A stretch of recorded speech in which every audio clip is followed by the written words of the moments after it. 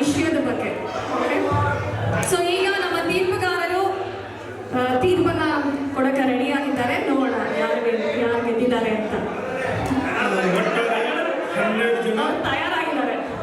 ಒಟ್ಟಾರೆ 12 ಜನ 1 ನಿಮಿಷದ ಕನ್ನಡ ಮಾತಾಡಬೇಕು ಅಂತ ಭಾಗವಹಿಸಿದರು. ಸ್ವಲ್ಪ ಜನ ಚೆನ್ನಾಗಿ ಮಾತಾಡಿದರು, ಎಲ್ಲರೂ ಚೆನ್ನಾಗಿ ಮಾತಾಡಿದರು.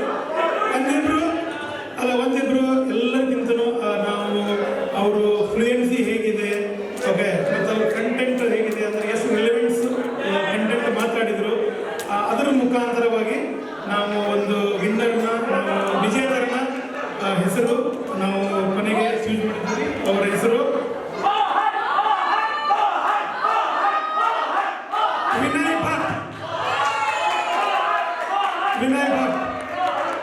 ವಿಜೇತ ಬರಬೇಕು. ಬನ್ನಿ.